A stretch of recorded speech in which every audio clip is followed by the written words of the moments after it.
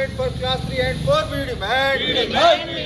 Recruitment for class 3 and 4 we demand. Recruitment for class 3 and 4 we demand. Recruitment for class 3 and 4 we demand. Recognition to AIF we demand. Recognition to AIF we demand. Recognition to AIF we demand. Withdrawal of GST on insurance premium we oppose. We demand. Withdrawal of GST on insurance premium we demand. Withdrawal of GST on insurance premium we demand. Strong LIC. New labor codes we oppose. New labor codes we oppose. New labor codes we oppose. Anti-working class policies of the government down. Anti-working class policies of the government down. Scrap NPS. Scrap NPS. Restore 1995 pension scheme. Restore 1995 pension scheme. Restore. AIA long live. AIA long live. SZIF long live. SZIF long live. TU Zindabad. Class 3-4 recruitment వెంటనే చేపట్టాలి. Class 3-4 recruitment వెంటనే చేపట్టాలి. ఏఈఏకు గుర్తింపు సంఘంగా గుర్తింపునివ్వాలి.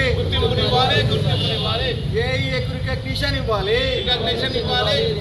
Recruitment of class 3 and class 4 sectors in LIC of India we demand. Recruitment of class 3 class 4 in LIC we demand. Recognition to AIA we demand. Recognition to AIA we demand. రోజు ఎల్ఐసిలో ఉన్నటువంటి majority union దాదాపుగా 80% class 3 and 4 ఎంప్లాయీస్కు ప్రాతినిధ్యం వహిస్తున్నటువంటి all India insurance employees association దేశవ్యాప్తంగా ఈరోజు మధ్యాహ్నం పూట నిరసన కార్యక్రమాన్ని చేపట్టింది. ఇది అన్ని బ్రాంచీలలో, అన్ని డివిజనల్ ఆఫీసులలో, సెంట్రల్ ఆఫీసులో కూడా ఈరోజు దేశవ్యాప్తంగా ఈ యొక్క నిరసన కార్యక్రమాన్ని చేపట్టడం జరిగింది. ప్రధానమైనటువంటి మా డిమాండ్లు ఏమై ఉన్నాయంటే దాదాపుగా 2017 మార్చి 31 మార్చి 2017 నాడు 57,000 చిల్లర ఉన్నటువంటి ఎల్ఐసి ఎంప్లాయీస్ ఈరోజు 31 మార్చ్ 2024కు అది కాస్త 45,000కు పడిపోయింది. అంటే దాదాపుగా ఈ 8 సంవత్సరాల కాలంలోనే 12,000 మంది దాకా ఎంప్లాయీస్ రిటైర్మెంట్ రూపంలో, అదేవిధంగా వివిధ ఎగ్జిట్ల రూపంలో వెళ్ళడం జరిగింది. కానీ ఈరోజు పరిస్థితులు చూస్తే ఎల్ఐసి ఆఫ్ ఇండియా దాదాపుగా 24 ప్రైవేట్ కంపెనీల యొక్క కాంపిటీషన్ను తట్టుకోవాలి. అదేవిధంగా ఎల్ఐసి ఆఫ్ ఇండియాకు ఒక బ్రాండ్ ఇమేజ్ ఉంది.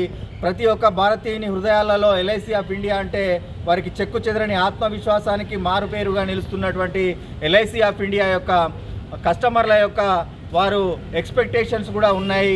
ఆ ఎక్స్పెక్టేషన్ను రీచ్ కావాలి అని అంటే ఎల్ఐసిలో తప్పకుండా రిక్రూట్మెంట్ అనేది చేపట్టాలి.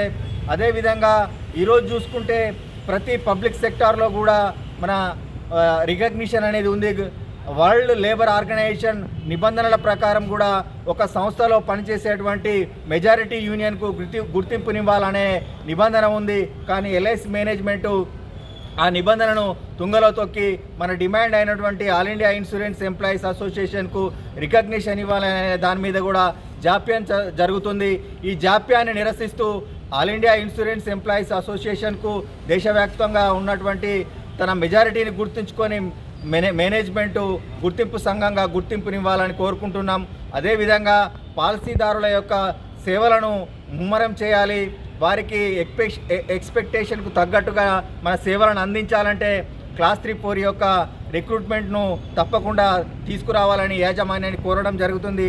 అట్లయితేనే మనం కస్టమర్ల యొక్క ఆశలకు అనుగుణంగా పనిచేయగలుగుతాము. ఇవన్నింటిని కూడా దృష్టిలో ఉంచుకొని ఎల్ఐసి మేనేజ్మెంటు తక్షణమే ఎల్ఐసిలో క్లాస్ 3-4 రిక్రూట్మెంట్ చేపట్టాలి. అదేవిధంగా క్లాస్ 4లో ఈ అవుట్సోర్సింగ్ విధానం ఏదైతే ఉందో దాన్ని రద్దుపరిచి శాశ్వత ప్రాతిపదికన ఎంప్లాయ్మెంట్ను తీసుకురావాలని ఈ all India insurance employees association demand చేస్తుంది.